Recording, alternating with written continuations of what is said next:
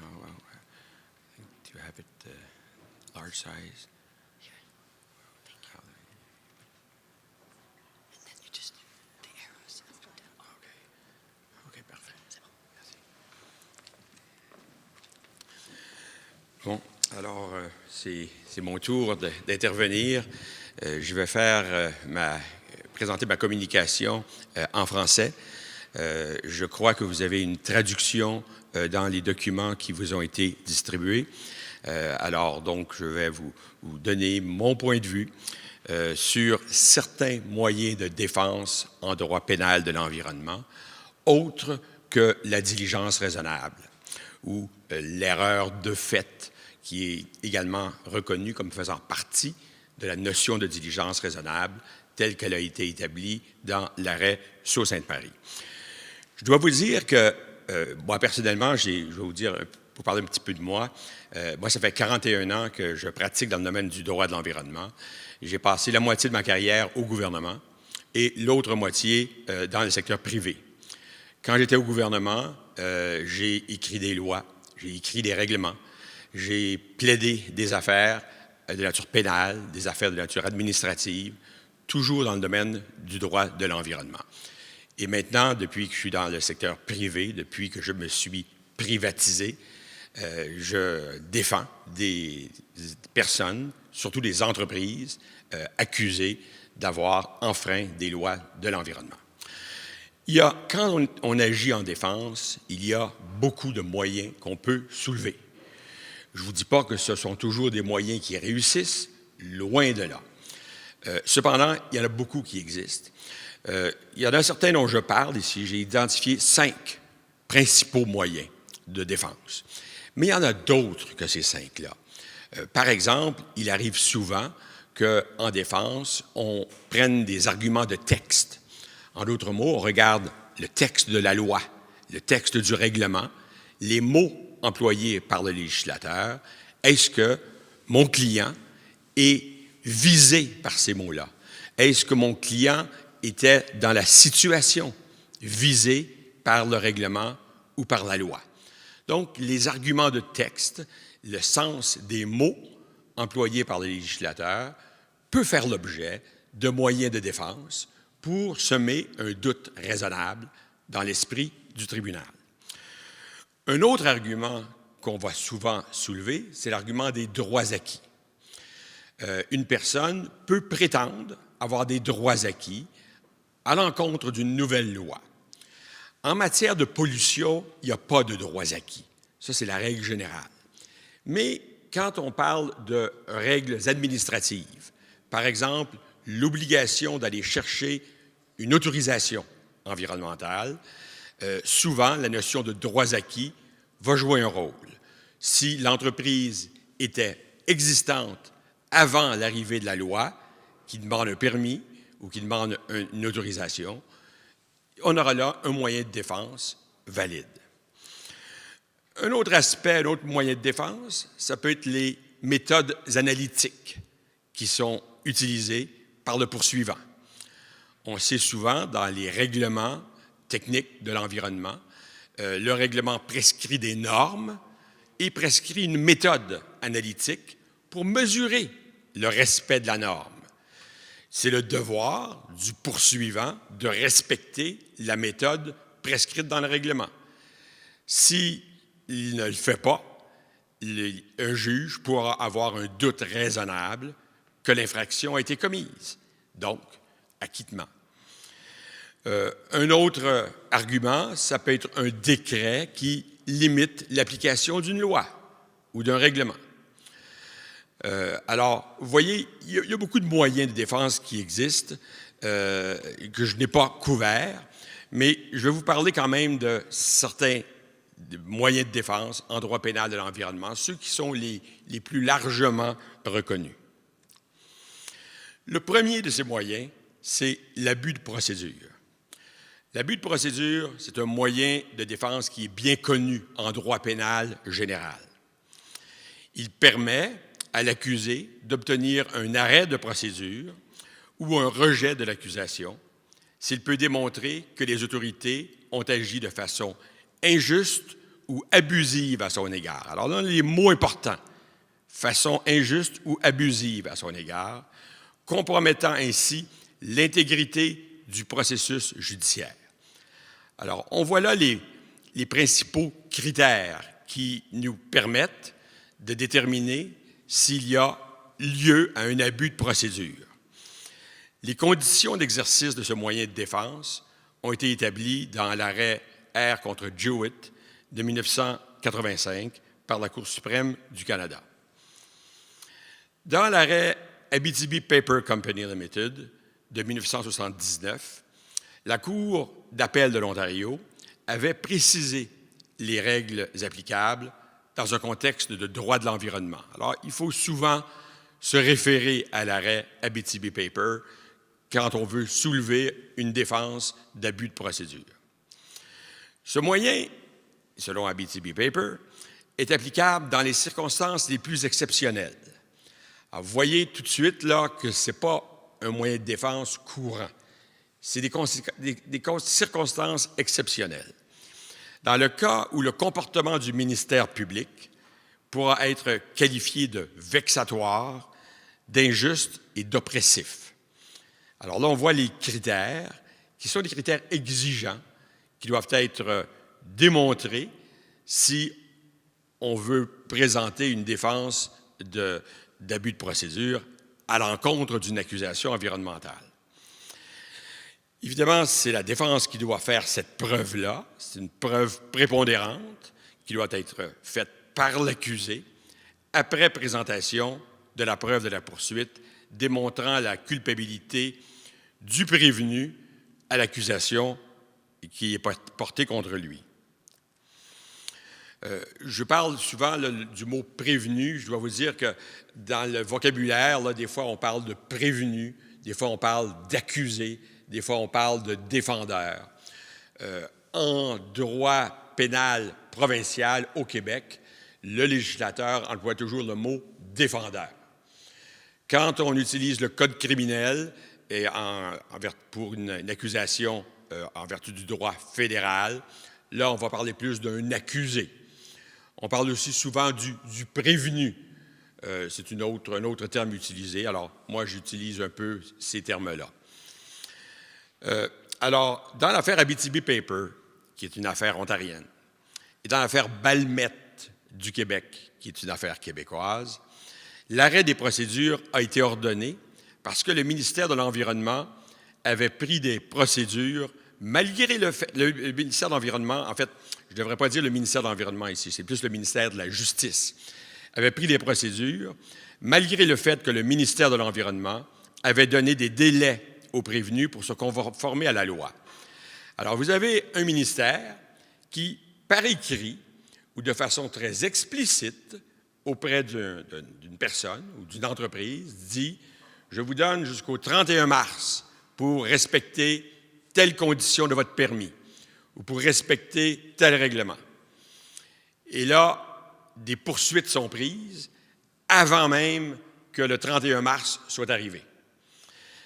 Alors, ça, c'est le genre de cas où le comportement du gouvernement, même si c'est le ministère de l'Environnement, c'est la justice qui prend la poursuite, mais le ministère de l'Environnement qui agit.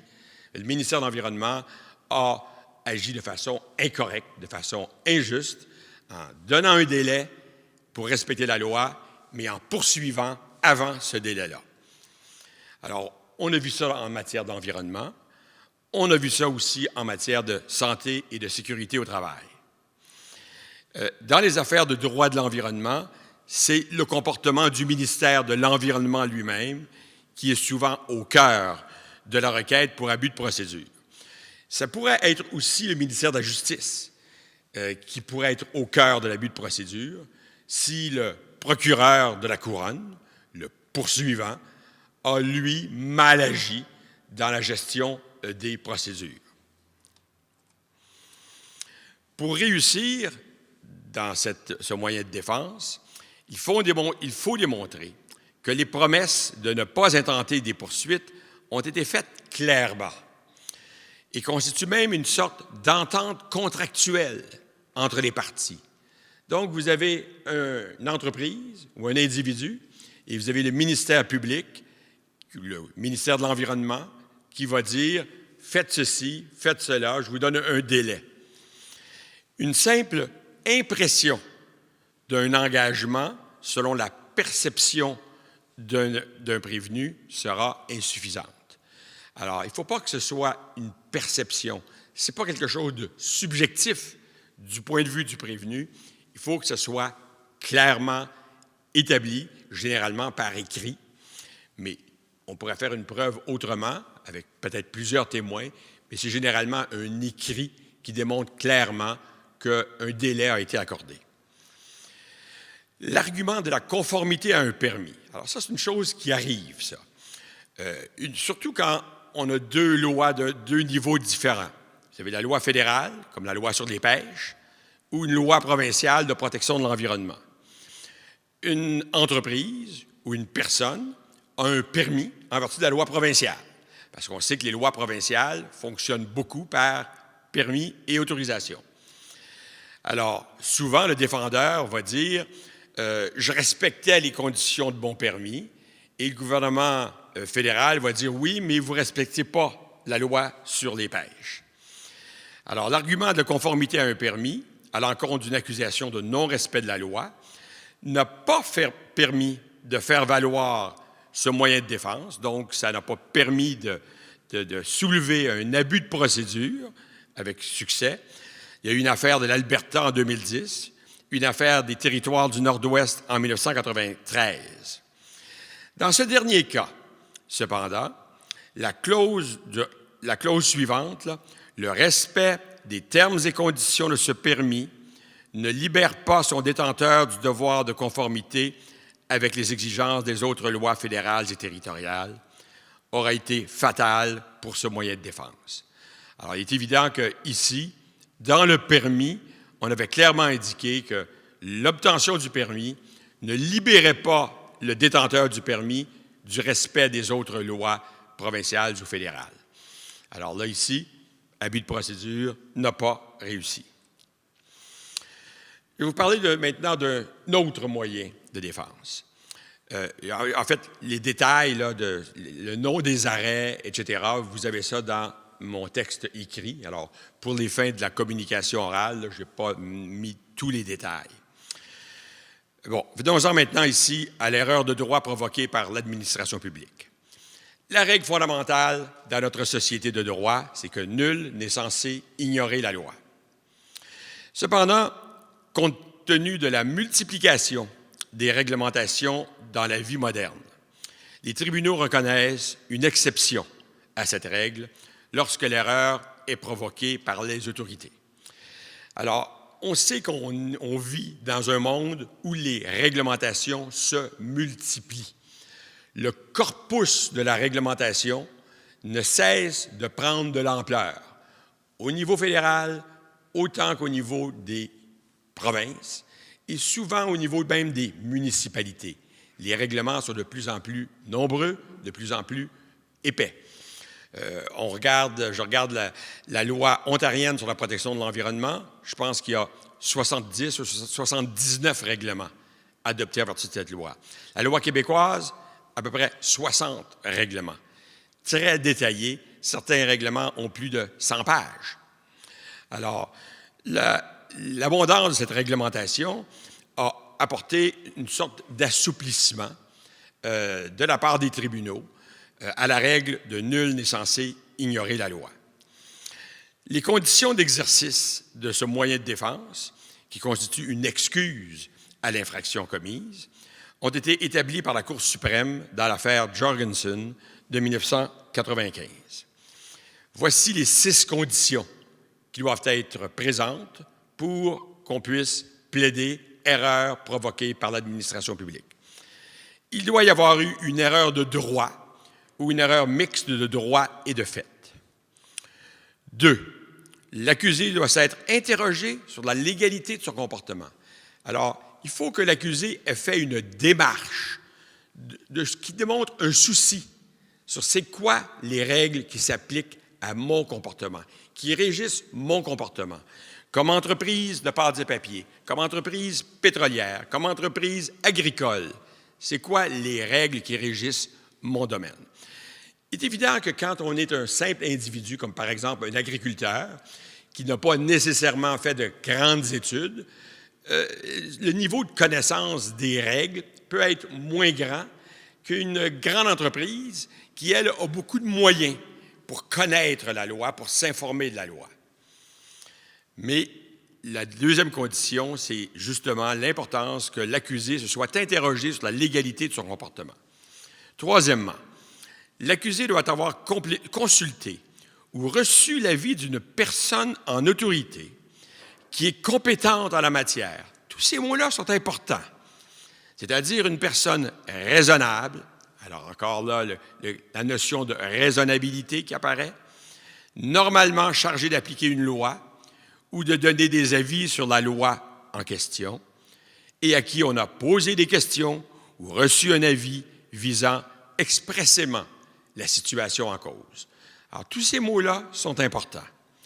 Quatrième condition, l'avis obtenu doit être un avis raisonnable dans les circonstances. Cinquième condition, le caractère erroné de l'avis reçu. L'accusé n'est cependant pas obligé d'établir ce fait, puisque le ministère public aura déjà établi le droit applicable. Donc, le droit applicable aura été établi par le ministère public et il faut quand même que soit présent dans le dossier le caractère erroné d'un avis qui a été reçu d'une personne en autorité.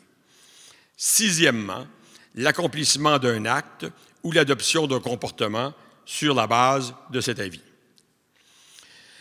Alors, même si l'erreur de droit provoquée par les autorités est véritablement une excuse et non un moyen de défense complet, il arrive qu'un tribunal prononce un acquittement pour ce motif. Mais d'habitude, ce motif va mener à un arrêt des procédures. Évidemment, pour l'accusé, le résultat sera à peu près le même, sauf qu'il ne pourra pas plaider la défense d'autrefois acquis si jamais de nouvelles procédures étaient prises. Ce moyen de défense est reconnu depuis de nombreuses années, même avant Jorgensen. Ce moyen de défense a souvent été retenu en droit pénal de l'environnement. Alors ça, c'est quelque chose qui est relativement fréquent et ça s'explique par le fait que les ministères de l'environnement sont beaucoup plus présents dans la vie des, entre guillemets, pollueurs qu'antérieurement. Les ministères de l'Environnement, on le sait, ont de nombreux effectifs. Ils ont des laboratoires, ils ont des spécialistes de tous les domaines, ils ont des équipes d'inspecteurs, même des équipes d'enquêteurs. Alors, ils sont beaucoup sur le terrain. Donc, l'occasion de donner des avis ou d'intervenir de leur part est très fréquente. Il doit s'agir d'une erreur de droit que le tribunal considère être sincère, c'est-à-dire honnête et de bonne foi. Alors, ces critères-là doivent être présents. La défense doit être sincère, honnête et de bonne foi.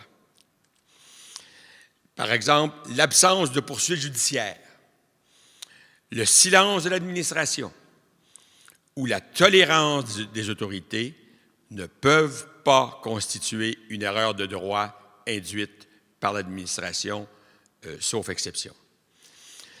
L'accusé doit être une personne qui s'est enquise des règles de droit qui régissent une activité et qui a reçu un avis à cet égard. Alors, je l'ai mentionné tout à l'heure, c'était la deuxième ou la troisième condition, c'est très important. L'avis doit être un avis raisonnable, mais peut apparaître déraisonnable à sa face même, ce qui entraînerait un rejet du moyen de défense. Alors, si le juge se rend compte ou vient à la conclusion que cet avis était déraisonnable à sa face même, le juge va rejeter le moyen de défense. Généralement, l'erreur doit avoir été provoquée par un fonctionnaire chargé d'appliquer une loi particulière. Donc, si on parle de loi de l'environnement, ça devrait être une erreur induite par un fonctionnaire de l'environnement. Cependant, les tribunaux sont flexibles à cet égard. Ça, il faut se rendre compte, quand on regarde la jurisprudence, on voit que les tribunaux sont plutôt flexibles. Ils peuvent accepter ce moyen de défense lorsque, du point de vue de l'accusé, le fonctionnaire est perçu comme étant un représentant autorisé des autorités gouvernementales. Alors là, le tribunal va quand même se mettre dans la peau ou dans la personne de l'accusé. Et même si ce n'est pas un fonctionnaire qui relève du ministère chargé d'appliquer la loi, si cette personne-là paraissait être un représentant des autorités, par exemple, il y a un cas où je me souviens où c'était le maire qui avait parlé aux citoyens. Dans une autre affaire, c'était un fonctionnaire du ministère des Transports qui avait dit « Ah, mets les rebuts à tel endroit, c'est autorisé par le ministère de l'Environnement, c'est correct. » Alors, du point de vue de l'accusé, il avait vraiment l'impression que le fonctionnaire était une personne en autorité et qu'il était habilité à dire « fais ceci » ou « ne fais pas cela ». Donc, la perception de l'administration publique par l'accusé sera souvent déterminante. Parfois, la distinction entre la défense d'erreur provoquée par un fonctionnaire et la défense de diligence raisonnable peut paraître un peu ténue. Je vous réfère ici à l'affaire Macpherson de 1983, où un citoyen avait fait des efforts considérables pour respecter les instructions des fonctionnaires et avait été néanmoins sanctionné. Alors ici, même si on avait plaidé erreur provoquée par l'administration, il y avait quand même beaucoup d'éléments de diligence raisonnable dans le comportement de Macpherson, qui avait tout fait pour respecter ce qu'il croyait être les règles, les bonnes règles à suivre pour protéger l'environnement. Je vais vous parler maintenant d'un troisième moyen de défense, la défense d'impossibilité. La défense d'impossibilité absolue, c'est celle-là dont on parle, peut être invoquée quand l'accusé s'est retrouvé dans une situation où il lui était impossible d'agir en raison d'un événement fortuit ou d'une force majeure. Alors là, ici, on voit donc un événement fortuit ou d'une force majeure. La situation d'impossibilité ne doit pas avoir été créée par le prévenu. Si c'est le prévenu qui s'est mis lui-même dans une situation d'impossibilité, la Cour va dire « Non, c'est une impossibilité que tu as créée, je rejette ton moyen de défense. » Le prévenu doit avoir tout fait ce qu'il était raisonnablement possible pour éviter de se retrouver en infraction. La cause de cette impossibilité doit être extérieure à lui, hors de son contrôle, imprévisible et inévitable. Il est évident que la défense d'impossibilité relative, ça, ce n'est pas une défense qui fonctionne devant les tribunaux. Il faut que ce soit vraiment une responsabilité absolue. Au Québec, la loi 89 a cependant codifié, ça c'est quelque chose de nouveau, le droit pour un prévenu d'invoquer des motifs économiques pour contester la demande d'une amende supérieure à l'amende minimale ou pour obtenir un délai pour payer une amende. Alors ça, c'est quelque chose de nouveau, c'est du droit codifié nouveau qui a été introduit par la loi 89, qui a, chamboulé ou bouleversé considérablement tout le régime de sanctions de la loi québécoise de protection de l'environnement. Non seulement les amendes ont été élevées considérablement, mais la responsabilité des intervenants, notamment des administrateurs d'entreprise et des dirigeants d'entreprise, a été rehaussée par cette loi-là, puisque maintenant, il y a une présomption de responsabilité pénale qui a été mise dans la loi pour les administrateurs et les dirigeants d'entreprise. Alors ça, c'est quelque chose d'assez nouveau, parce que dès l'instant où il y a eu preuve qu'une infraction a été commise par une entreprise, par une personne morale, une compagnie, automatiquement, les administrateurs et dirigeants sont présumés avoir commis l'infraction pénale. Et là, il y a un renversement du fardeau de la preuve où les administrateurs doivent démontrer leur diligence raisonnable pour obtenir un acquittement. Alors, là, ce que je viens de vous dire, là, c'est un petit peu en dehors cependant, de la défense d'impossibilité, mais je voulais simplement insister sur le fait que quand on parle d'impossibilité, on parle d'impossibilité absolue, on parle d'impossibilité physique. L'impossibilité relative, ça, ce n'est pas reconnu. Donc, invoquer des arguments économiques, dire c'est impossible financièrement pour moi de respecter une loi, les tribunaux n'accepteront généralement pas ce moyen de défense-là. Il faut que ce soit une impossibilité absolue et non pas une impossibilité de nature financière. Dans l'affaire Beaulieu, en 1987, le tribunal avait accepté l'argument de l'impossibilité en raison de l'exiguïté du terrain de l'accusé. Alors, vous aviez un accusé qui avait un petit terrain et la loi exigeait qu'il installe des systèmes antipollution pour les eaux usées du terrain, mais il y avait des superficies requises pour les champs d'épuration des eaux et il n'y avait pas les superficies. Il y avait soit du roc ou un terrain trop petit, donc il n'y avait pas possibilité physiquement d'installer un système de traitement des eaux usées conforme à la loi. Alors, le monsieur, en 87, avait plaidé l'impossibilité physique de respecter la loi et il avait obtenu un acquittement. Mais en 91, le même monsieur, Beaulieu, est poursuivi à nouveau.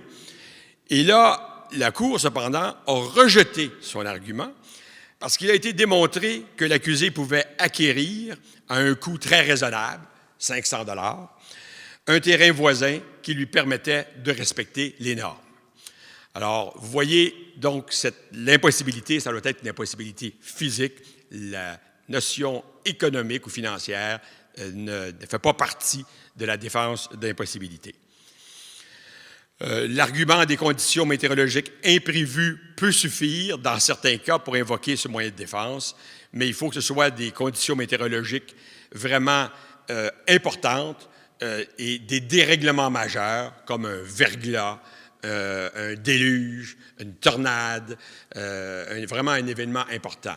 Des phénomènes météorologiques qu'on rencontre dans notre climat, de la neige, de la pluie, selon certaines raisonnables, l'hiver, le gel, tout ça sont des choses qui sont prévisibles dans notre climat et les tribunaux ne seront pas sympathiques à une défense d'impossibilité qui est basée sur de la pluie, de la neige ou du gel.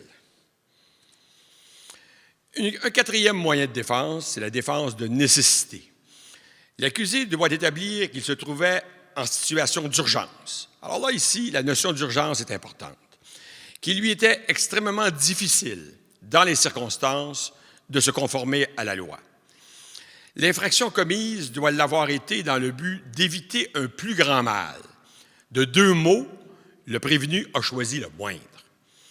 Il ne peut s'agir d'un véritable choix de l'accusé. Alors, l'accusé n'avait pas le choix.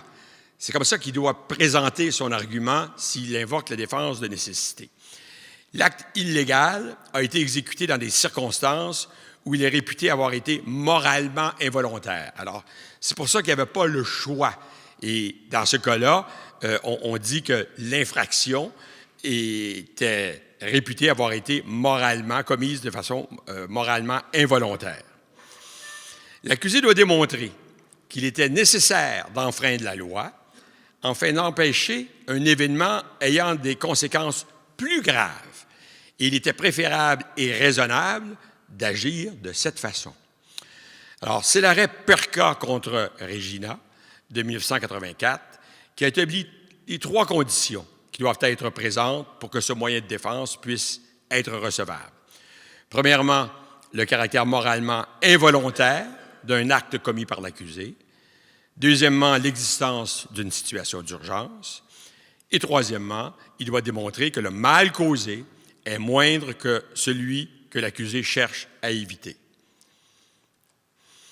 Même si ce moyen de défense a été soulevé dans certaines affaires de droit pénal de l'environnement, il est rarement accueilli par les tribunaux. Dans l'affaire Ferme du clan Gagnon de 1988, Le tribunal a rejeté ce moyen de défense parce qu'il s'agissait plutôt d'un choix de nature économique que l'accusé avait fait. Alors, vous voyez, c'était un choix de nature économique et ça, ce n'est pas une défense de nécessité. Ce moyen de défense a été accepté dans le cas où l'accusé a démontré qu'il a fait le choix de protéger la vie, la sécurité et la santé d'une personne ou de plusieurs personnes, de préférence à respecter l'environnement, ce qui reflète la hiérarchie des valeurs de la société. Alors, notre société met comme parmi ses valeurs les plus élevées la protection de la vie, de la sécurité, de la santé des personnes, avant les biens, puis même avant l'environnement. Alors, si quelqu'un, pour protéger la vie, a enfreint une loi environnementale, le tribunal pourra dire « oui, je reconnais que vous avez là une défense de nécessité et je vous acquitte ». Ce moyen de défense a également été accepté en 1990 dans l'affaire 5 Agétants d'Arma, où les travaux de dragage, ils avaient dragué une rivière, avaient été effectués par une municipalité. Donc ici, vous avez une municipalité donc, qui représente un niveau de pouvoir public local, qui avait exécuté les travaux de dragage sans obtenir l'autorisation environnementale requise. Le tribunal a accueilli le moyen de défense en soulignant que l'activité avait été menée dans l'intérêt public afin de prévenir des effets catastrophiques d'un débordement de rivière qui aurait causé des dommages au bien-être des contribuables et de leurs biens. Alors ça, c'est peut-être un cas qui est un peu plus discutable, mais le fait qu'il était pour avoir des effets catastrophiques touchant beaucoup de citoyens, toute une région, toute une municipalité, le tribunal a dit « oui, j'accueille la défense de nécessité dans ce cas-là ». Bon, là, je vais vous parler maintenant d'un 5e moyen de défense, le moyen de défense de minimis non curat lex. Ce moyen de défense peut être soulevé lorsque les faits constitutifs de l'infraction paraissent tellement dérisoires qu'il semble peu probable que le législateur ait voulu viser de telles situations. Cette maxime existe dans notre droit depuis très longtemps, mais sa pertinence en droit de l'environnement a été établie dans l'affaire Ontario contre Canadien Pacifique de 1995, qui est certainement un des grands jugements de droit de l'environnement rendus par la Cour suprême du Canada.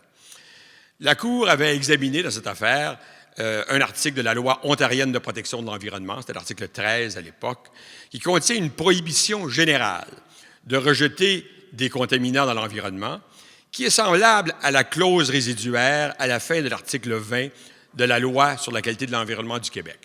Alors, vous avez dans cette loi ontarienne une disposition qui, effectivement, interdit le rejet de contaminants qui sont susceptibles de causer des effets préjudiciables sur les biens, sur la faune, sur l'environnement.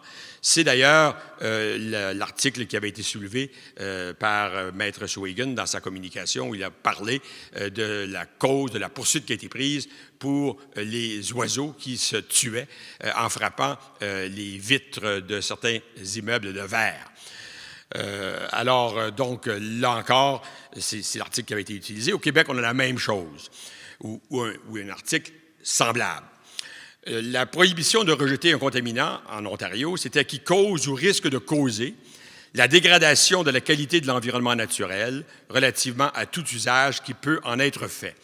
Alors, on voit ici le caractère très général de cette prohibition.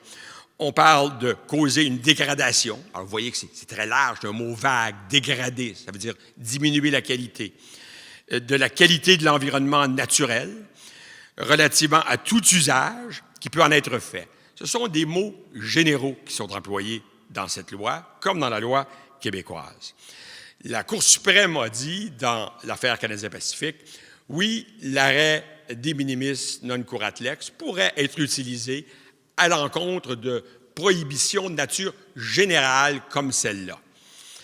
Alors, c'est une clause qui est très large et vague, mais c'est une technique législative qui est reconnue pour protéger l'environnement. Alors, la Cour suprême a décrété que cette clause n'était pas imprécise, au sens constitutionnel du terme, mais que le moyen de défense de minimis non curat lex pouvait s'appliquer aux prohibitions formulées en termes généraux afin d'éviter des situations absurdes. Alors, c'est là le champ d'application principal de la défense de minimis non-curat lex, quand il y a une prohibition rédigée en termes très généraux, qu'on a une situation particulière et on tente de convaincre le tribunal que, regardez, c'est tellement minime, c'est tellement dérisoire le cas visé, ça ne peut pas avoir été visé par le législateur, c'est trop minime comme situation. Et un tribunal pourrait accepter ce moyen de défense quand l'infraction ou les faits de l'infraction sont vraiment dérisoires ou très minimes ou très marginaux ou très insignifiants. Alors, ce moyen de défense-là n'a pas été utilisé avec beaucoup de succès, cependant, bien que les tribunaux l'aient accueilli, par exemple, dans le cas d'une activité de décontamination des sols qui avait été considérée comme étant une activité négligeable, qui ne pouvait pas nécessiter une autorisation environnementale préalable du point de vue du tribunal. Alors voilà, ça termine l'exposé que je voulais vous faire. Si vous avez des questions, je peux formuler-les et je peux répondre. I can answer questions in English as in French. Merci beaucoup, M. Piet. Extrêmement intéressant.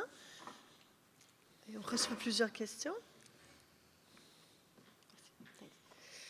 OK. Elles sont en anglais. OK. It seems there's a fair bit of overlap between abuse of process and officially induced error of law. Are there tactical advantages in framing the defense as one or the other of the two? I'm not sure if there are real tactical differences or approaches.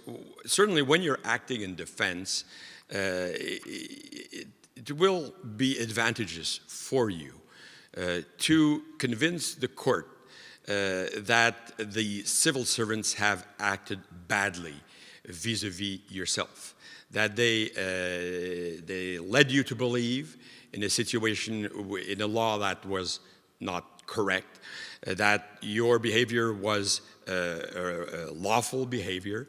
In other words, that the bureaucrats have not acted properly. That's the picture that you will want to convince the judge of.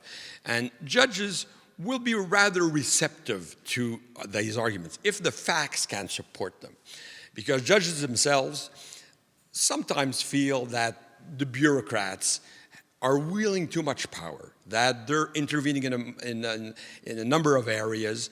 And when you're able to convince a judge that the bureaucrats did not act properly, that they misled you, that's the type of message that you want to get through.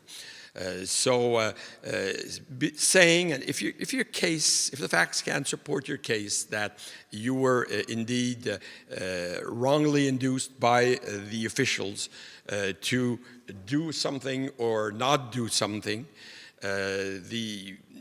that's a message that you want to get through. Personally, I'd be more comfortable with the officially induced error because I think that the level of the standard that you have to meet is perhaps less stringent than the standard of abusive process, where you have to demonstrate that the whole system is being oppressive to you, vexatious, and all of that. So I think that I personally would prefer to go towards the officially induced error, but as long as the facts may support that.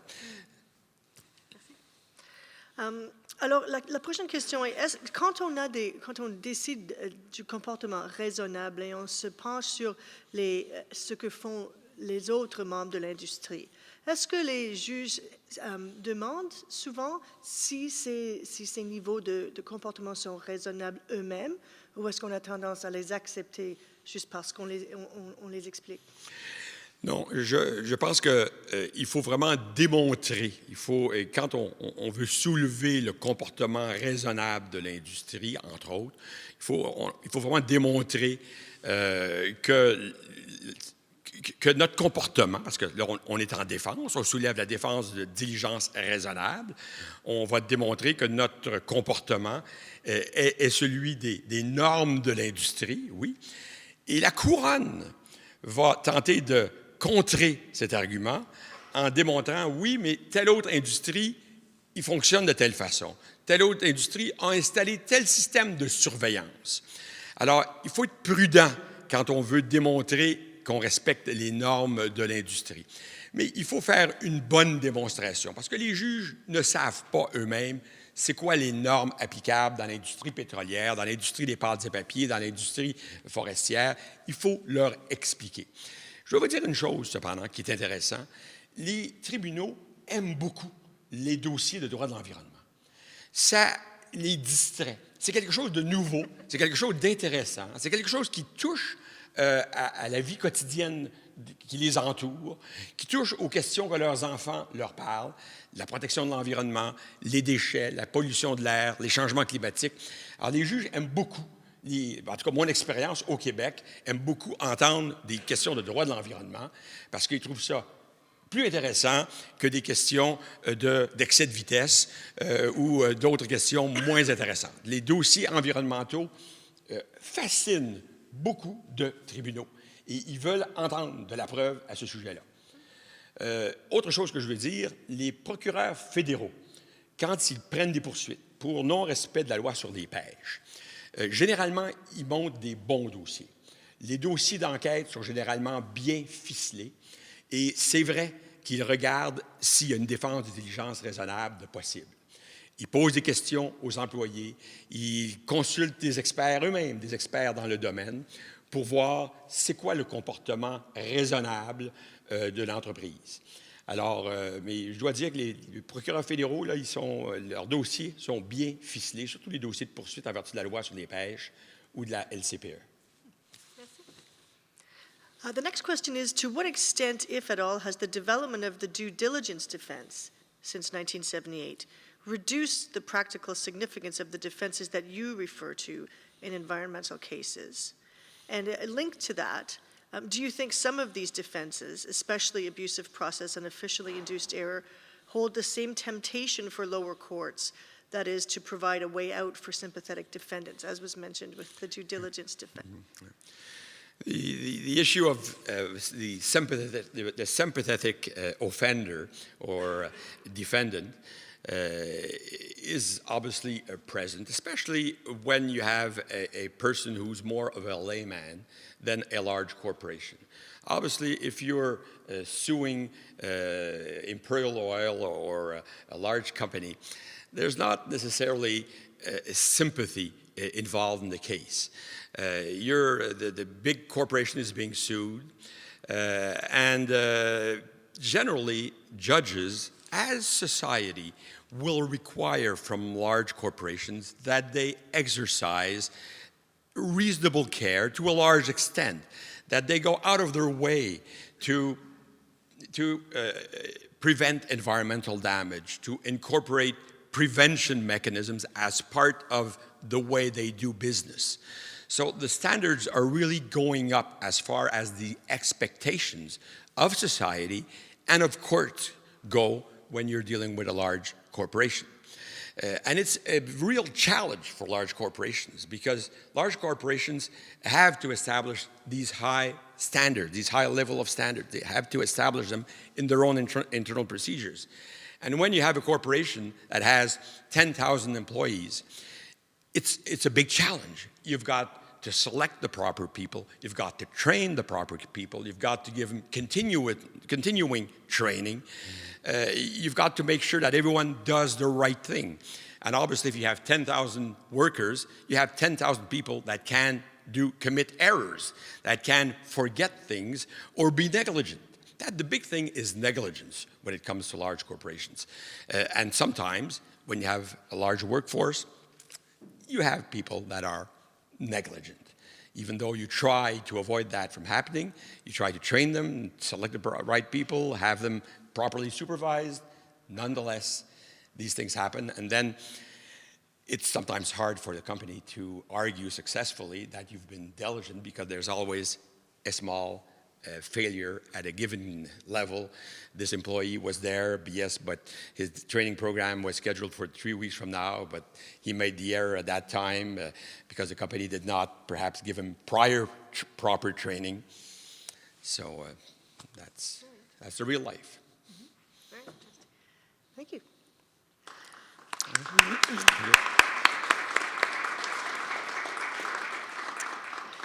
And so our final presentation for today and for the conference focuses on Aboriginal rights as defenses to prosecutions. And we're going to have Cheryl Shavit going to speak to us about that. Thank you.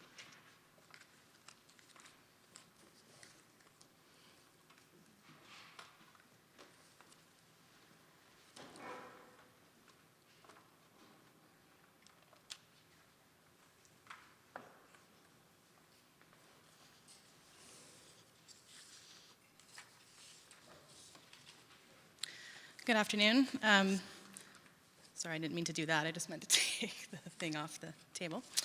I realized we were supposed to end this panel at 1 o'clock, and it's 1:45. I'll try to keep it brief, but I probably won't keep it to 15 minutes. So the topic I was given was to talk about Aboriginal rights as defenses to environmental prosecutions. And I have to admit that when I first got that topic, I kind of stumbled because usually when you think of environmental prosecutions, you think of things like leaching toxins into a river, and there just is no case law on Aboriginal people raising defenses to those sorts of prosecutions. However, Aboriginal law has largely developed in the context of regulatory prosecutions, but the prosecutions for things like hunting or fishing or sometimes logging without a permit, because what often happens is Aboriginal peoples have a history and tradition of going out on the land and gathering resources.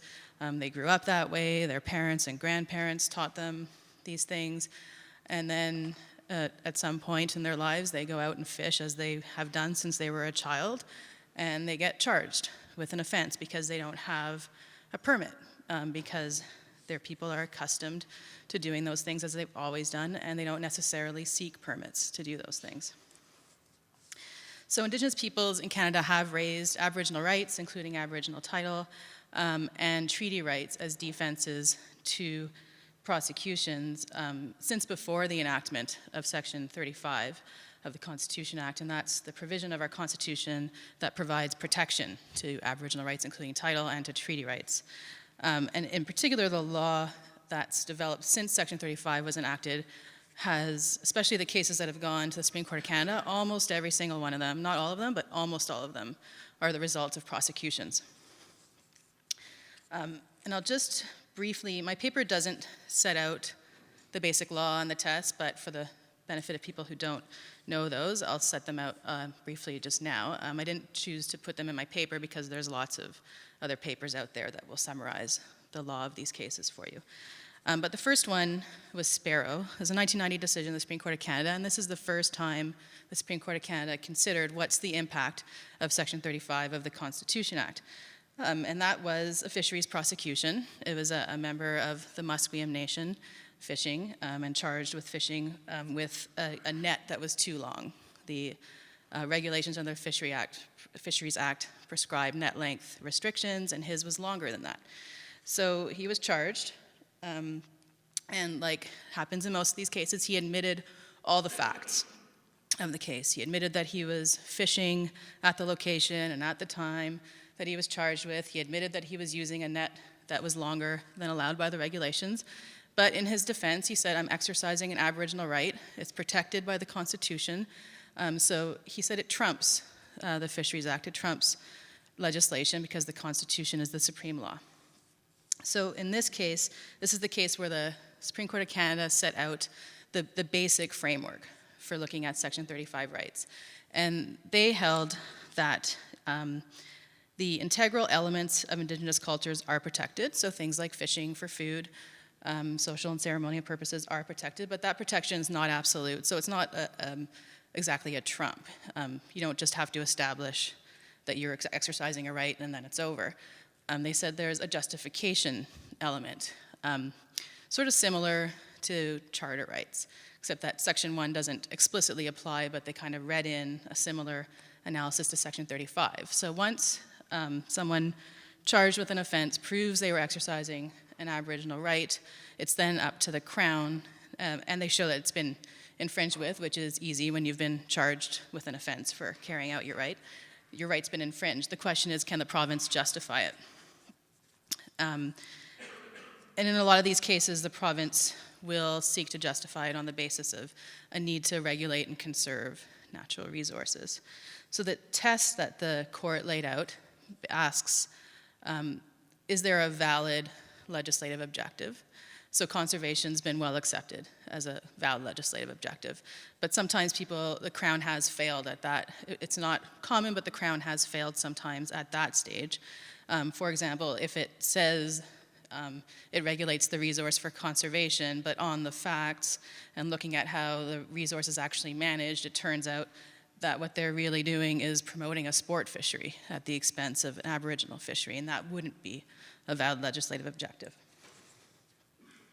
So if the Crown shows a valid legislative objective, it also has to show that it pursued that objective in a manner that's consistent with the honor of the Crown and what the court calls a trust-like relationship between the Crown and Indigenous peoples. So it has to show things like it impaired the right as minimally as was possible in order to achieve the result, that it consulted with the Aboriginal people, and that it gave priority to the right. So that goes back to sort of the example of sport fishing. You can't give priority to other rights before a food fishing right and then say that you justified the infringement of the food fishing right. And they have to show that if there's been an expropriation, that fair compensation was available. So then in 1996, the Supreme Court of Canada considered several, I can't remember how many, but several cases on Aboriginal rights, all of which, again, came out of prosecutions. There was a famous trilogy, and then there were, I think, 3 other cases that were considered just in that 1 year. And it sort of had to, because Sparrow set the framework, but it didn't go into the details because there just wasn't enough evidence before the court, and that's often a problem in these regulatory prosecutions. So Sparrow, the case just got sent back to trial. So they set out the principles and then said there should be a trial based on these principles. So in Vanderpeet, this was another fishing prosecution, and the defendant again admitted all the factual elements of the offense, but said, I was exercising a right to fish. So in that case, the court clarified the analysis for proving an Aboriginal right, an activity-based Aboriginal right, and held that it has to be based on an element of a practice, custom, or tradition that was integral to the distinctive culture of the Aboriginal group at the time of contact. So that doesn't mean that rights are frozen at contact, but it means they have to be rooted in a practice that was undertaken in contact. So a common example is, you can prove a right to hunt, but it doesn't mean that today you have to use a bow and arrow. You can use a gun, and if you're fishing, you can use a powerboat. And in that same year, the court considered a treaty right case out of Alberta that stemmed from hunting charges, and that's called the Badger case. And in that case, the court held the same analysis applies.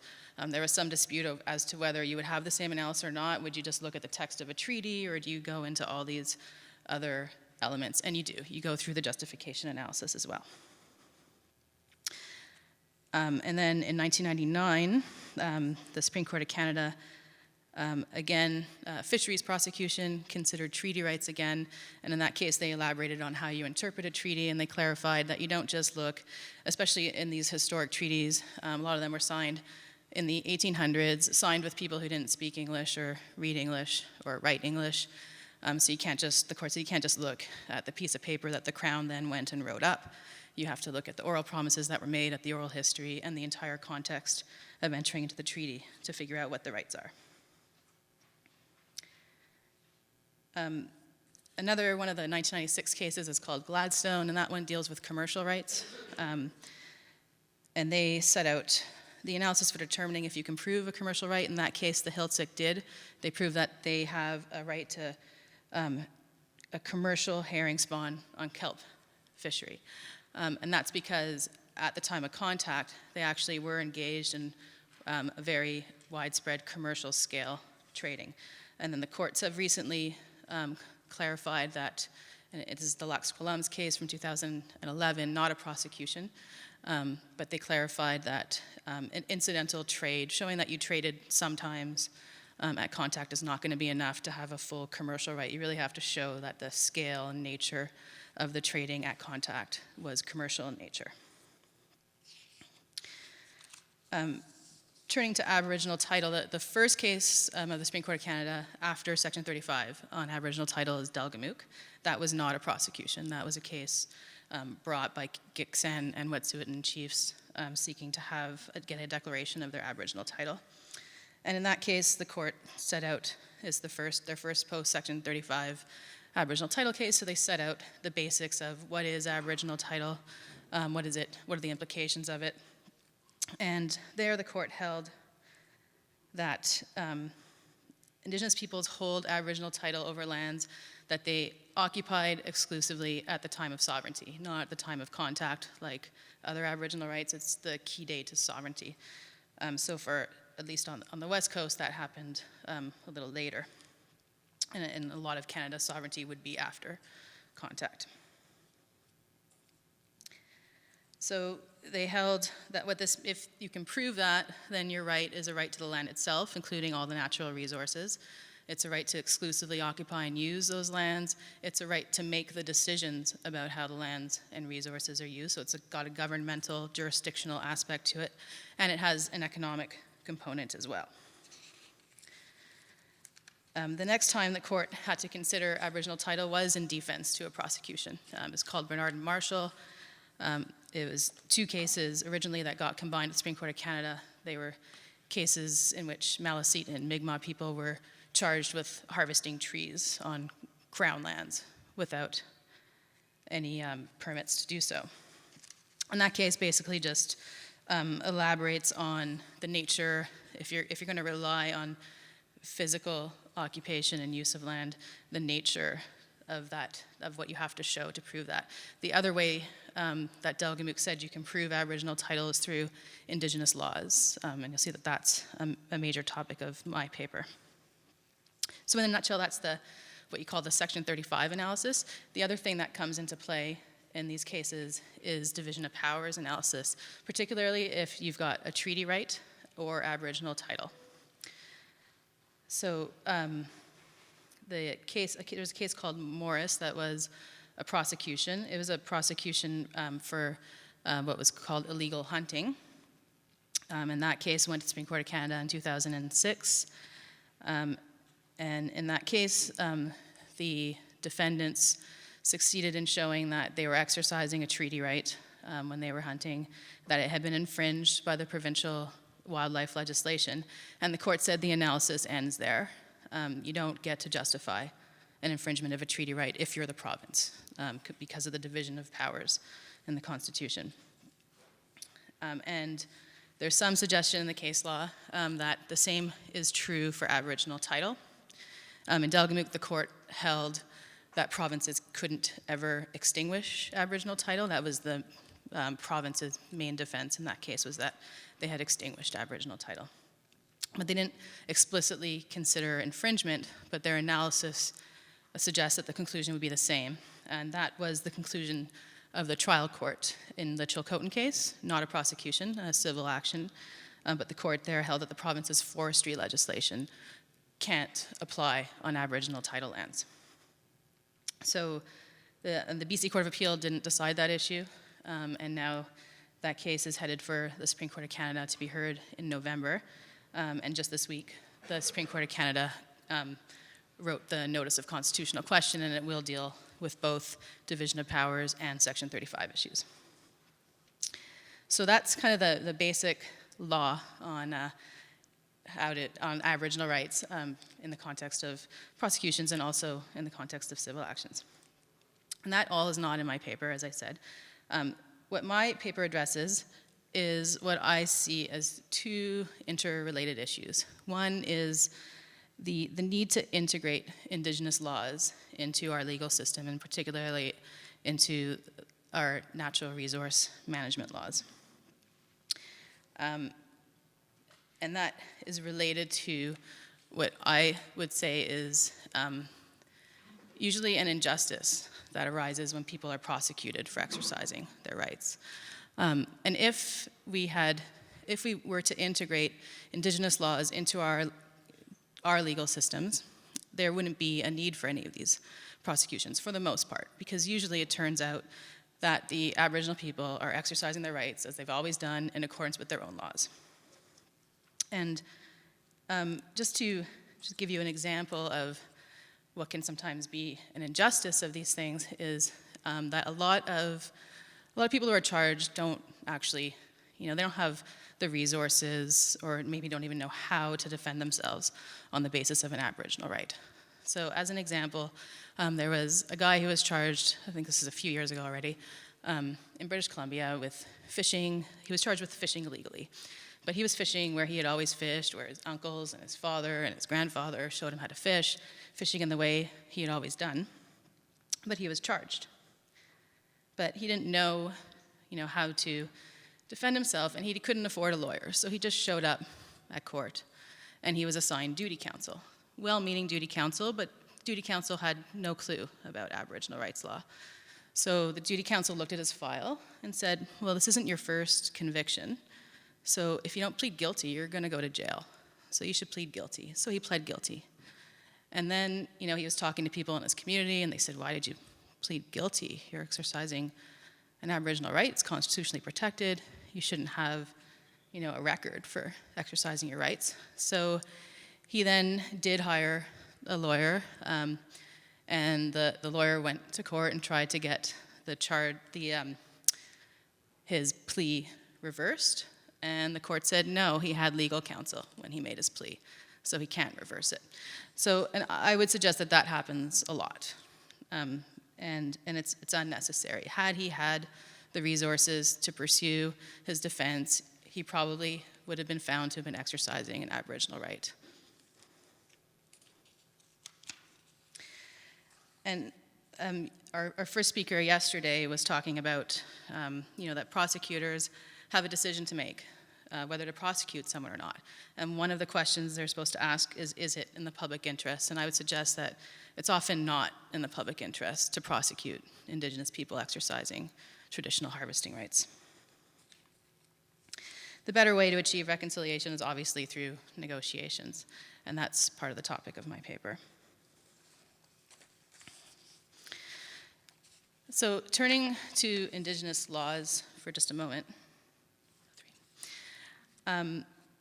it's not deniable anymore that before the Crown came to what's now Canada and asserted sovereignty and imposed its laws, there were Indigenous societies living on these lands, and they had legal systems, and they had governance, and they had laws. And they particularly had laws about how people interact with the natural world, with rules about using resources, rules about how you use the land. And since the first decision, since Sparrow, the courts have consistently said that when you're considering issues of Aboriginal rights, you're supposed to give equal weight to the Indigenous perspective. It's not just about interpreting practices under the common law. It's an intersocietal law, in the words of the court. And we're supposed to be trying to integrate these laws together and resolve these issues in that way.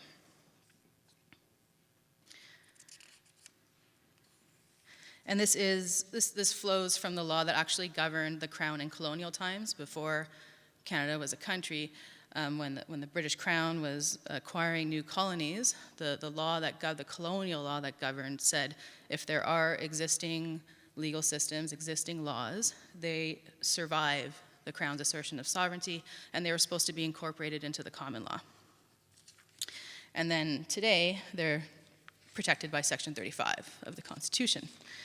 And there's been not a lot of law on fleshing this out yet, but there was a decision in British Columbia when there was a treaty, the Nisga'a Treaty was signed in British Columbia. Gordon Campbell, who later became Prime Minister, he filed a lawsuit, and he challenged the treaty on the basis that it gave the Nisga'a governance rights. And he said, Indigenous people can't have governance rights over lands. The Constitution Act has sections 91 and 92, and they're exhaustive, and there's no space for Indigenous legal systems to operate or Indigenous governments to operate. And the court disagreed.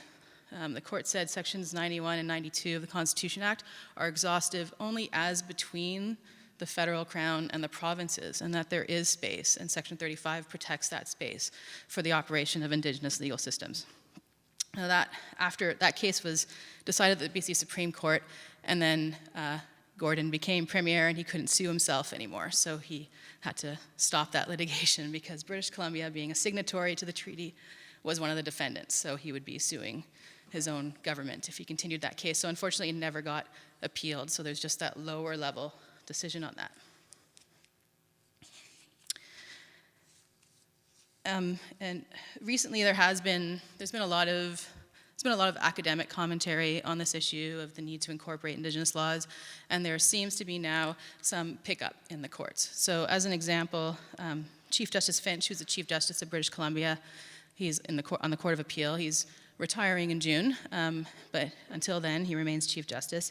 He has recently urged judges, the legal profession, and society in general to make an effort to learn about Indigenous laws and to make space for the operation of Indigenous legal orders. And in his words, he said, the current legal system must reconcile itself to coexistence with pre-existing Indigenous legal orders. So there's been a call from at least one judge, and hopefully the law will start to move in that direction.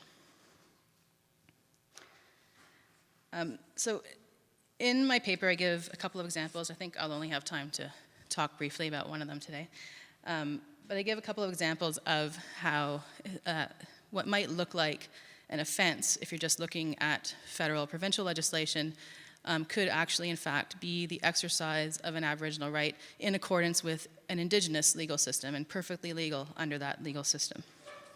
And so one example I give is Morris, which was the case I talked about just a moment ago about treaty rights that went to the Supreme Court of Canada. And in that case, it involved the Tsartlip, who have a treaty that says they can, they're at liberty to hunt over unoccupied lands and carry on their fisheries as formerly. So members of Tsartlip were hunting. They were hunting at night, and they were hunting with the aid of illumination. And that's illegal under the Wildlife Act in British Columbia. It's an offense. But it's what the Tsartlip have always done since time immemorial, and these guys have done it forever. And the province, it started with, there was a change in the local guy in charge of Wildlife Act in the area. I can't remember what you call him, but for years and years, that was understood locally, and no one was ever charged. Then there was a change, and then I think it was the local Rod and Gun Club was lobbying the new provincial decision maker, and they set up a decoy and trapped two Tsartlip hunters. They had a mechanical deer in the woods that looked like a deer. They shot it, and they were charged. So they, and this is an example of what I call, of why I think there's a real justice issue happening here. The accused lost at 3 levels of court. They were convicted, and those convictions were upheld at 2 other levels. And then when they finally got to the Supreme Court of Canada, the Supreme Court of Canada acquitted them. Now, if they didn't have the resources to go all the way to the Supreme Court of Canada, they would have been convicted. And the Supreme Court of Canada overturned the convictions. The courts below basically just adopted the underlying premise of the Wildlife Act, that hunting at night with illumination is illegal. If the province says it's unsafe, we agree it's unsafe. But the actual evidence in court, and only the Supreme Court of Canada would consider this, was that since time immemorial, the Tsartlip have been hunting at night with illumination, and there's never, ever been one accident. So the Supreme Court of Canada said, these people can't be convicted. They're obviously exercising their rights as they've always done, and they were doing it under their own laws. The reason why there was never an accident was because the Tsartlip have rules. They have laws about these things. So had the province been willing to learn about and make space for the operation of Tsartlip law, there would have been no need for these people to have been prosecuted and dragged through the courts for numerous years. The other example I give that I won't go through today is the Okanagan. But those people have been litigating their case since 1999. There's probably been 30-something decisions in that case, won by the Supreme Court of Canada, and they still haven't gotten to trial. And they were charged with logging that they undertook to provide an elder with housing. This elder had a leaky roof, no toilet, no running water, living in deplorable conditions, but they were not able to harvest a few logs to build him a house. So the next thing I want to talk about, and I'll try to speed up here a little bit, is aside from the injustice, just that regulatory prosecutions, and the courts have recognized this, are just not built to consider these issues properly. They're just not the appropriate forum for hashing out these complicated constitutional issues and all the evidence that's required. And this was noted as far back as Sparrow. In Sparrow, the Supreme Court of Canada said, "The trial for a violation of a penal prohibition may not be the most appropriate setting in which to determine the existence of an Aboriginal right." And they noted that the evidence was insufficient. And in that case, they had to send it, after going all the way to the Supreme Court of Canada, and this has happened a few times, they had to send it back to trial because there just wasn't enough evidence. And this was repeated 16 years later, after many more prosecutions having made their way to the Supreme Court of Canada. Justice LaBelle and Marshall and Bernard, again, said prosecutions for regulatory offense are not the ideal forum for the development of Aboriginal law. And what he suggested, one of the things he actually specifically noted was there was an absence of evidence about Indigenous laws in that case. Because of the way the case had been brought and prosecuted and made its way through the courts, all the evidence was just about physical occupation of the land. And he said, there's been no evidence before us of Indigenous laws, and this whole process is not appropriate.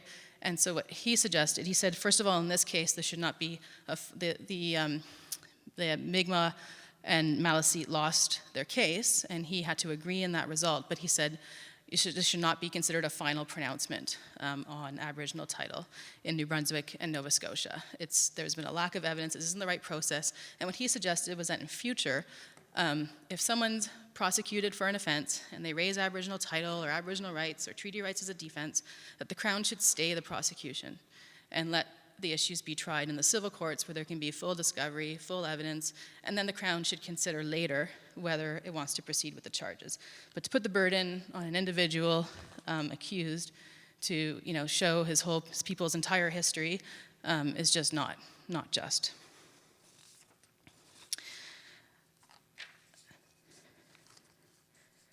And so what he says at paragraph 142 is, "It is clear to me that we should rethink the appropriateness of litigating Aboriginal treaty rights and title issues in the context of criminal trials. The issues that are determined in the context of these cases have little to do with the criminality of the accused conduct." And then he says at paragraph 143, "There is little doubt that the legal issues to be determined in the context of Aboriginal rights claims are much larger than the criminal charge itself, and the criminal process is inadequate and inappropriate to deal with these claims." And I would agree with that. However, I'm not sure the answer is to send everything to a civil trial. Civil trials in this context have a lot of difficulties.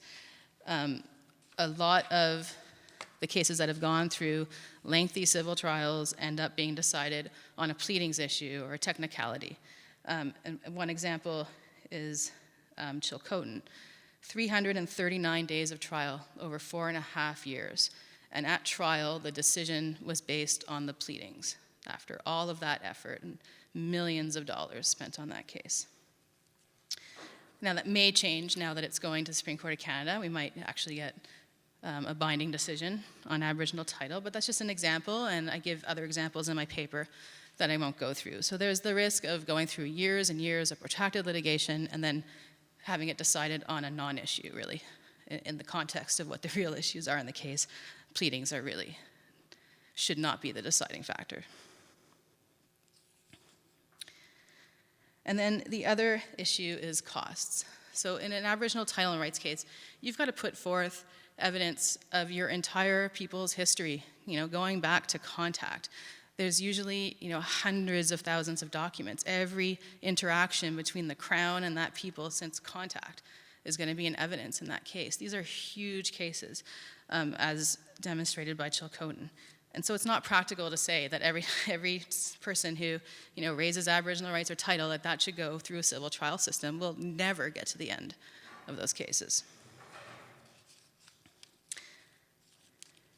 So for a while, it looked like there might be, some hope on the cost side. The Okanagan they had been charged with illegal logging. Their prosecution got turned into a civil trial. They raised their Aboriginal title as a defense, and then the Crown moved under the rules of court to convert it to a civil trial because they said we can't sort of picking up on what the courts said before, we can't have a proper Aboriginal title trial as a regulatory prosecution. This has to go into the civil trial system where there's full discovery, full pleadings, and the benefit of full evidence before the court. So it got converted, and the Okanagan said, we can't defend it, we can't pay, and then, we've got these charges against us, and we can't afford an Aboriginal title trial. So they went all the way to the Supreme Court of Canada, arguing that they should get the Crown should have to pay their costs in advance and in any event of the cause. They lost in the lower court, but they succeeded at the Court of Appeal and at the Supreme Court of Canada, and the Supreme Court of Canada set out a new test for advance or interim costs.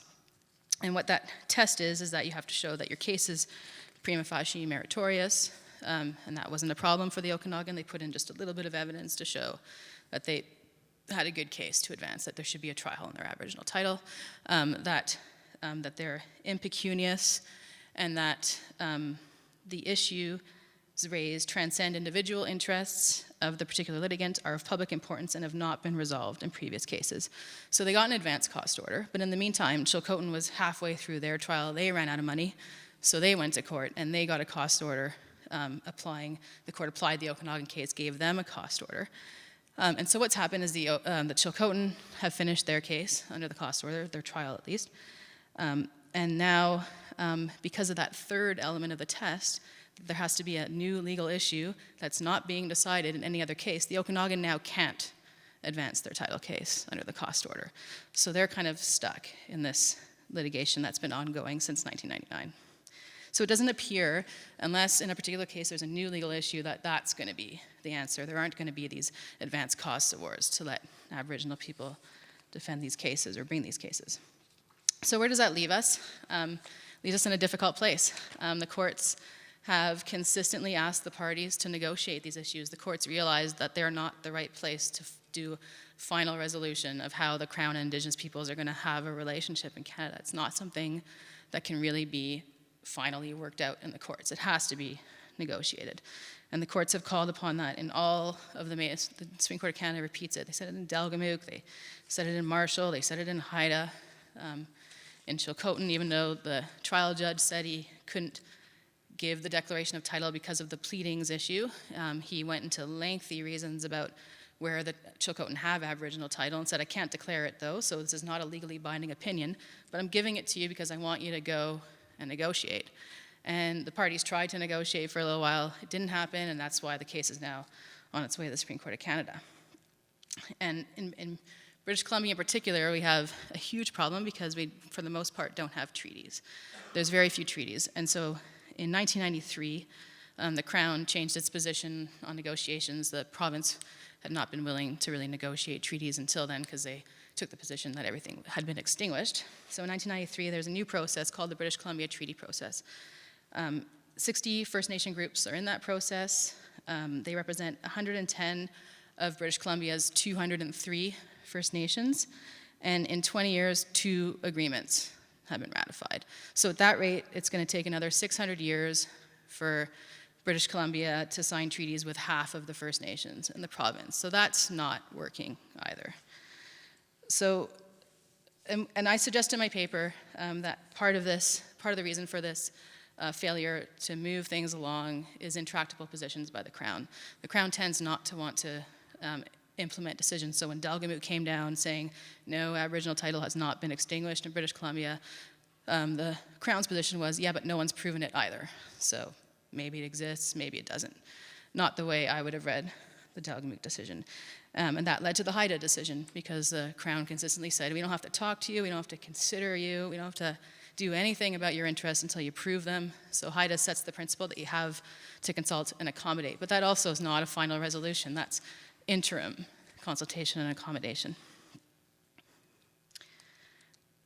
So what I suggest in my paper, and I give some examples from the states that I won't go into, and some from the duty to consult case law in Canada, is that maybe the courts need to play a different role, that the courts need to more consciously move the parties in negotiations.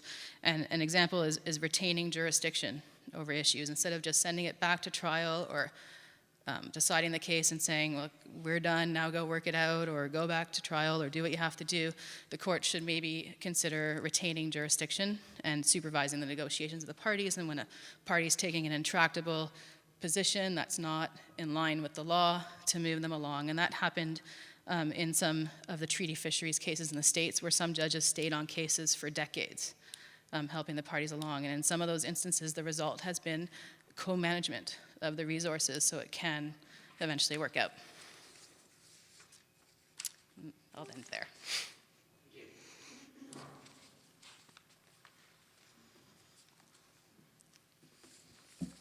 Thank you very much. Do we have, we have some questions? Thank you very much. Okay, so could you expand on how the British Columbia Court of Appeal reached its apparently highly restrictive view of Aboriginal title in the Slocotin case and still reconciled this with the Supreme Court of Canada's approach in Delgamuukw? I don't think it can be reconciled with the Supreme Court of Canada's decision in Delgamuukw. And part of it is I think what LaBelle said.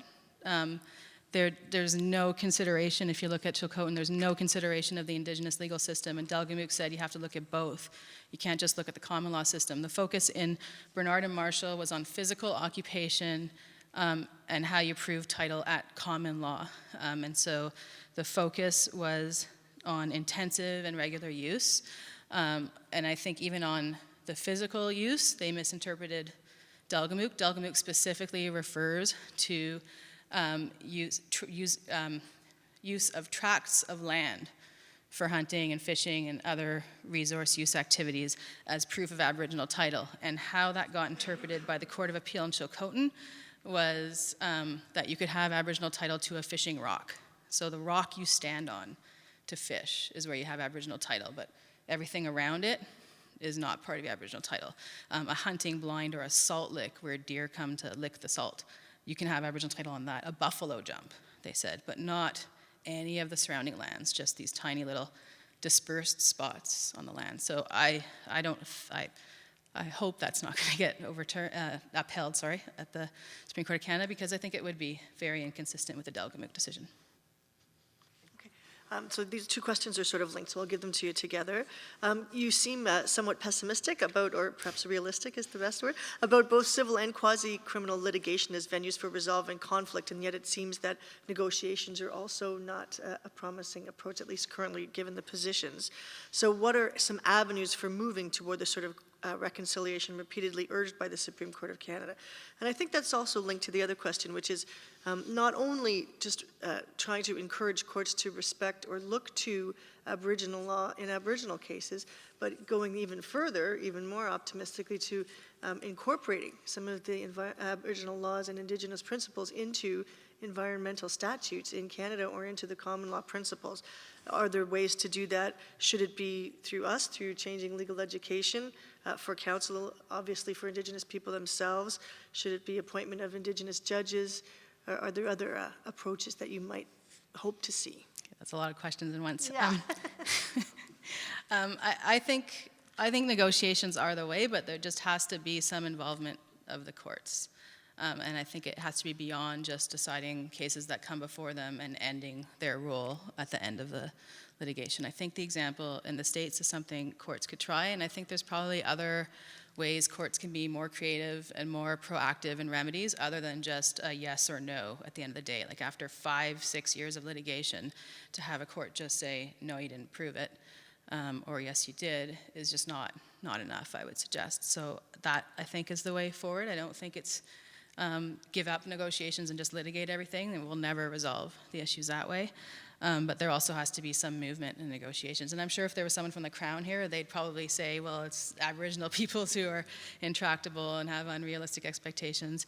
I obviously disagree, but maybe there's a valid argument there, and the courts could move both sides towards a resolution. In terms of incorporating Indigenous laws into general laws, of course that would be a great thing. I think we need to move in baby steps. So that might be an eventual outcome. I think Indigenous peoples have shown that they managed lands for many, many generations before it was taken over by the Crown, and then they usually did that in a very sustainable way.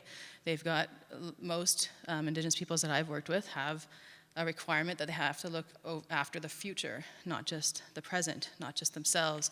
They believe that a lot of them believe that humans aren't supposed to be dominating everyone else, that all beings on Earth are supposed to have a relationship with each other, and that's the way they manage natural resources. So there definitely would be benefits to that. How to do that, I think, would require some kind of process that would involve obviously both Indigenous peoples and Crown representatives. Having Indigenous judges would be really good on the courts. We've got, I think, a couple of Indigenous MPs, but more maybe Indigenous politicians taking part in more integration of systems instead of just seeing, Indigenous peoples as others who have their own world and then we live in our world. There definitely needs to be, a coexistence and sharing, and that's the way Indigenous people see it, and that's the way they interpret most of their treaties. They were meant to be a sharing, not a cession or a giving up of their rights. Any other questions? That's great. Thank you so much. Thank you.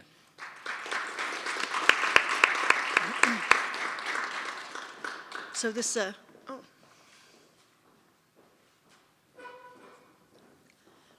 So this brings us to the end of a day and a half of extremely fruitful discussions and presentations by a wide variety of speakers. It gives us great pleasure at the university to be invited to host the second in this very important series on the environment in the courtroom. Particularly, at least I personally, and I'm sure everybody agrees, enjoy the special connections being made or enhanced between academics, practitioners, judges, government participants, linking and analyzing private law, public law, criminal law. I think this approach is very unique and useful, and the idea of capturing it indefinitely is particularly helpful as well. We at the university and at the Center for Environmental Law and Global Sustainability look forward with anticipation to the third conference and hope to again play some useful role in it. Merci à tout le monde et on espère que cette conversation très importante et utile sur les prosécutions environnementales continuera.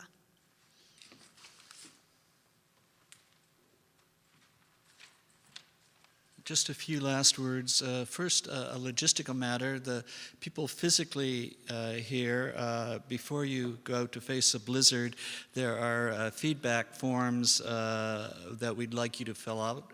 Please don't blame the weather on us. And for web participants, you will find an evaluation form on the webcast homepage. Pour les participants par web diffusion, vous trouverez une fiche de rétroaction sur la page de la web diffusion. I also would like to just say a few words of thanks, obviously, and most importantly, to the speakers for their generosity in sharing their time and experience with us. And I'd remind people that the papers from this conference in both official languages will be placed permanently together with a podcast of the proceedings on the website of the Canadian Institute of Resources Law. And if this has piqued your interest, I would also point out that the equivalent materials, a podcast and papers from last year's symposium are also available on our website. I would be remiss if I did not thank my colleagues from the Faculty of Law at the University of Calgary and my colleagues at the Canadian Institute of Resources Law. But I want to pay special thanks to my colleagues from the Center for Environmental Law and global sustainability, and especially Jamie Benedictson, Linda Collins, Natalie Chalafur, and of course Heather McLeod-Kilmurray. And as I point out, that's the second symposium she's joined us for. And finalement, je voudrais remercier encore Environnement Canada qui a fourni le financement pour ce symposium. One last note, and it was, I think, previewed in Heather's remarks. You may be hearing from us about a year from now for the third symposium, the final symposium in this series, and it will be on environmental sentencing. And some of the issues in that symposium, I think, have been previewed in very nice ways in some of the papers we've had today. So thank you all for being with us, both physically and on the web. And for us here, happy travels. Thank you.